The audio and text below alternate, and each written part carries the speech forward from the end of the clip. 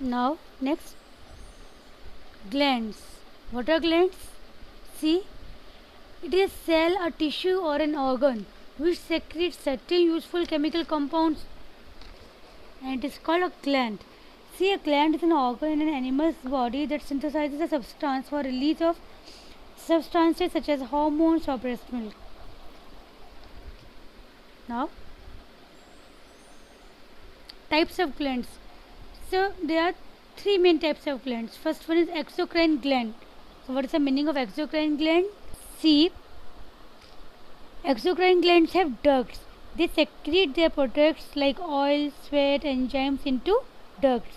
The ducts carry the secretion into body cavities, lumen of various organs or body surface. And the examples are liver, sweat gland, sebaceous gland, gastric glands, and some intestinal glands.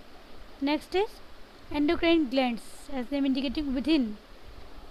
So these are ductless glands. Endocrine glands, these are ductless glands. They secrete their products like hormones into the extracellular space around the cells. The secretions then pass into capillaries to be transported in the blood. And the examples are thyroid gland, parathyroid gland, adrenal, pituitary, pineal body, and thymus gland. And third one is heterocrine glands.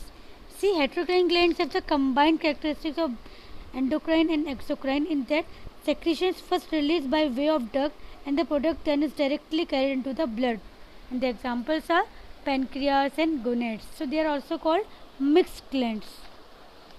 So these are three types of glands. Next, discovery of glands. Who discovered glands?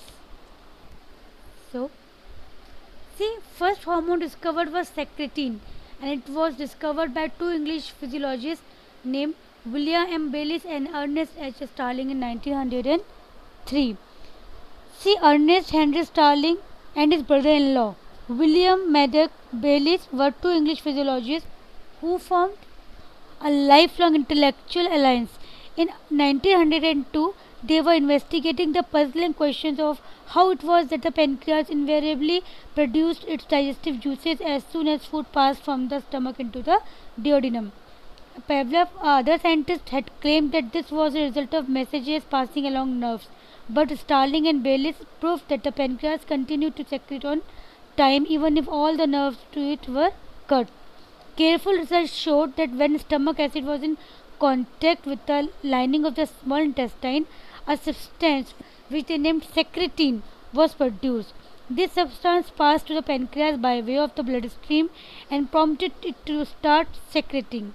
Later, as it became clear that there were other chemical messengers of this kind, Starling suggested the general term hormones for these substances, derived from the Greek harmona. It means set in motion. So this may be the history behind the discovery of glands. Next,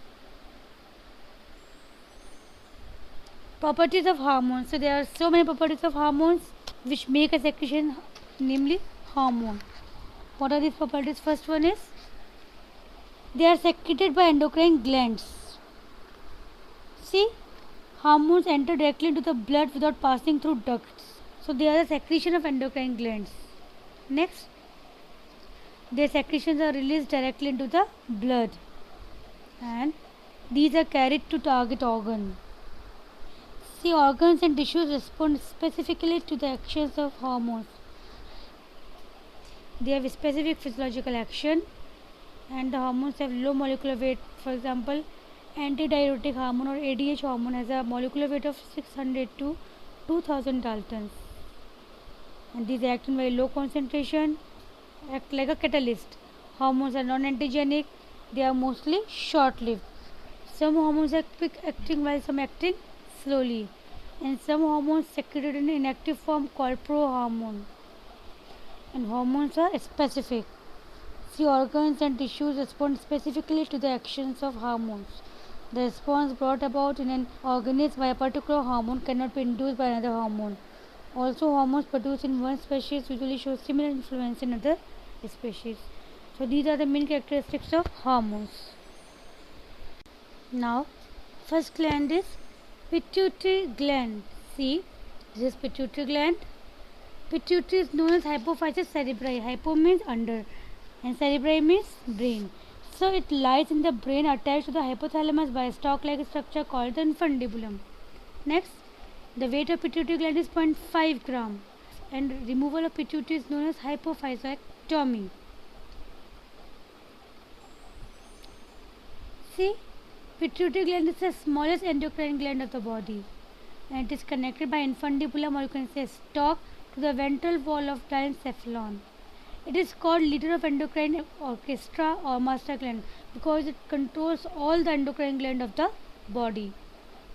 Pituitary gland is also called hypothalamo-hypophyseal gland because it is in close anatomic relation to the hypothalamus. That's why pituitary and hypothalamus forms a single functional unit, which is the most influential endocrine system of the body.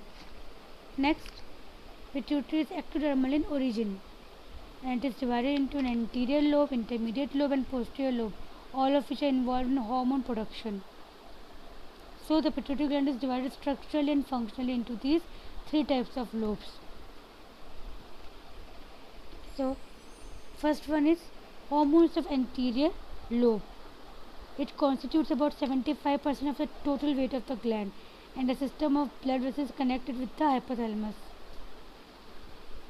So hormones secreted by the anterior lobe control the activities of the thyroid gland, adrenal gland and the gonads. So it secretes a thyroid stimulating hormone, adrenocorticotropic hormone, ACTH hormone and gonads hormones like follicle stimulating hormone and luteinizing hormone. Thyroid stimulating hormone and adrenocorticotropic hormone and follicle stimulating hormone and luteinizing hormone are called trophic hormones as they stimulate other endocrine glands to secrete their hormones. These hormones stimulate general body growth and especially influence bone growth. These hormones are known as human growth hormones. So these hormones play an important role in the birth process by secreting prolactin that stimulates production of breast milk. Next is thyroid stimulating hormone, adrenocorticotropic hormone, follicle stimulating hormone and luteinizing hormone are called trophic hormones as they stimulate other endocrine glands to secrete their hormones. And it plays an important role in the birth process by secreting prolactin. Next is hormones of intermediate lobe. These hormones are, it secretes hormones that stimulate the pigment forming cells in the skin. So it is a small relatively avascular region which secretes hormones that stimulate the pigment forming cells in the skin. Next is hormones of posterior lobe. It contains axon termination of neurons whose cell bodies are located in the hypothalamus.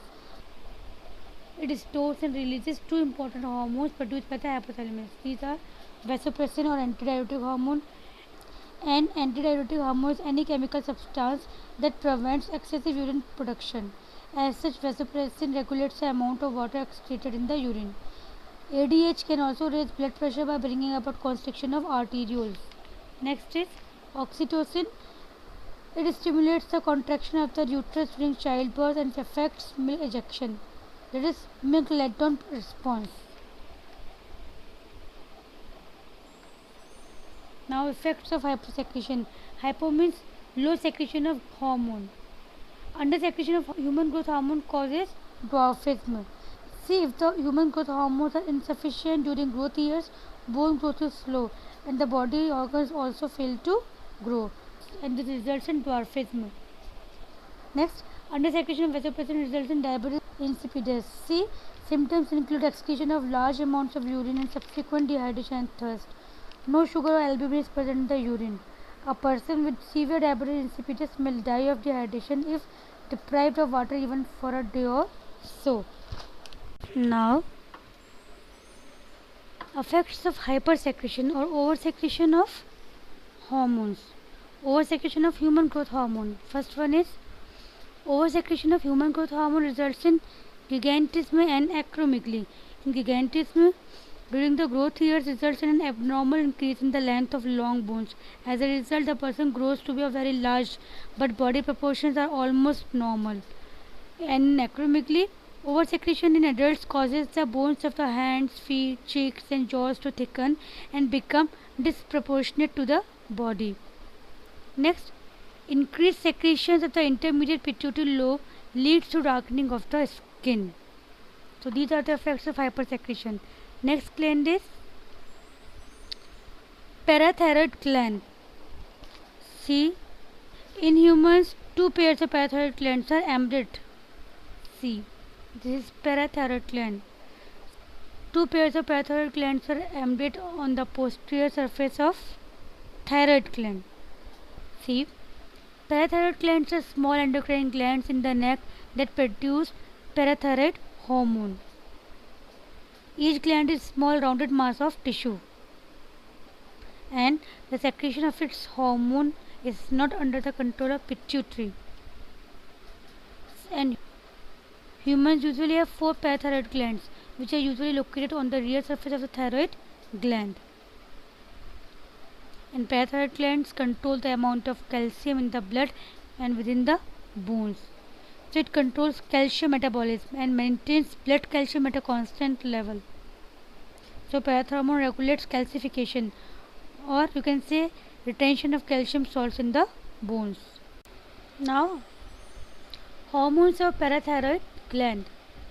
Parathyroid gland secrete parath hormone, which is not under the control of the pituitary gland. And parath hormone has antagonistic effect to those of calcitonin. See, both calcitonin and parath hormone control calcium metabolism, but their action is antagonist. For example, when the calcium ion in the blood rises, less parath hormone and more calcitonin is secreted. And when the calcium ion in the blood falls, more parath hormone and less calcitonin is secreted.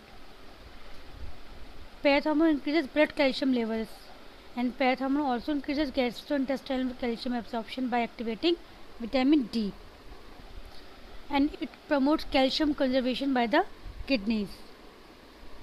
So it controls almost calcium metabolism and maintains blood calcium at a constant level.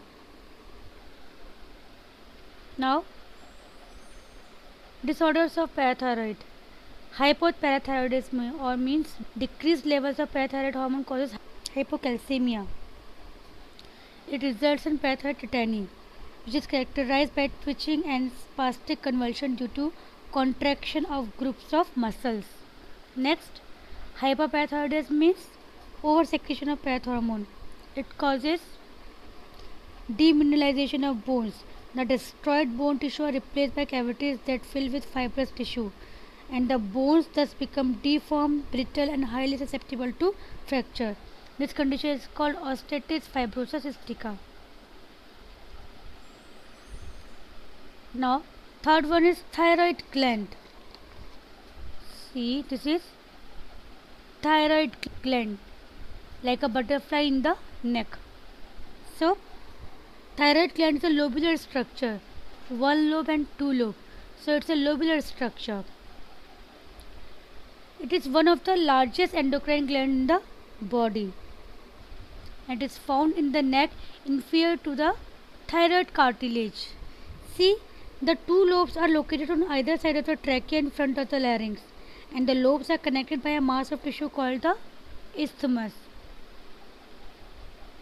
Thyroid controls how quickly the body uses energy, makes proteins, and controls how sensitive the body should be to the other hormones. See, the thyroid gland looks like a butterfly straddled on the windpipe. This is, and the tissue of each lobe is made up of a multitude of glandular sacs called follicles. Next, hormones of thyroid gland. See, thyroid gland secrete triiodothyronine and thyroxine hormone. Second, it also produces calcitonin, which plays a role in calcium homeostasis.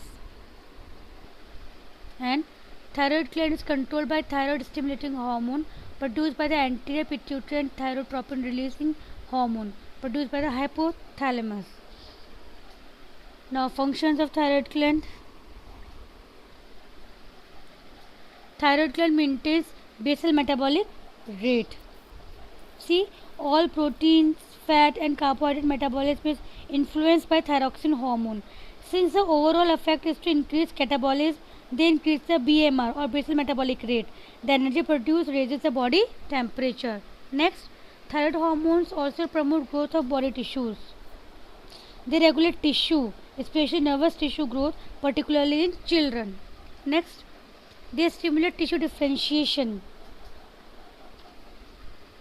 and to enhance some actions of neurotransmitters like adrenaline and noradrenaline. So it increases the reactivity of the nervous system. Now, disorders due to thyroid hormone imbalances. Let's see. First one disorder is cretinism. It happens due to hypothyroidism or due to undersecretion of thyroid hormone. Its two main effects are dwarfism and mental retardation. Next is myxedema or Gould's disease. Caused due to undersecretion in adults, this disorder is characterized by edema. Edema is retention of fluids that causes the facial muscles to swell and look puffy. Next is simple goiter. It is generally caused due to deficiency of iodine in the diet. It may also develop if the intake of iodine is not increased during conditions that put a high demand on the body for thyroxine, for example, pregnancy, exposure to cold, high fat and protein diet. It manifests as a disproportionate swelling of the neck. Next, see, there is a picture of myxedema or Gould's disease. Its effects include slow heart rate, low body temperature, sensitivity to cold, general lethargy and a tendency to gain weight. It is more frequent in females. This is a picture of simple goiter due to the lack of iodine in the diet. Swelling of neck. It's a main characteristic of simple goiter. Now, next is disorders due to hyperthyroidism or due to oversecretion of thyroid hormone. Hyperthyroidism is the overproduction of the thyroid hormones T3 and T4. Its effects are, first one is exophthalmic goiter. This is a picture of a lady sick due to exophthalmic goiter. In it, the thyroid is enlarged by possibly 2-3 times its original size. Fluid is retained behind the eye, which causes the eye to protrude. Now, next is adrenal gland or suprarenal gland. See, this is a picture of adrenal gland. Why we are calling it suprarenal gland? Because the body has two adrenal glands, each located superior to each kidney, fitting like a cap. Hence, they are known as suprarenal glands. Adrenal glands are richly vascularized and they are smaller in female and larger in males. Each adrenal gland is composed of two distinct parts, an outer adrenal cortex and an inner adrenal medulla. Each adrenal is structurally and functionally differentiated into two regions, the outer adrenal cortex and the inner adrenal medulla. Each region produces different hormones, and two parts differ in embryonic origin, structure and function.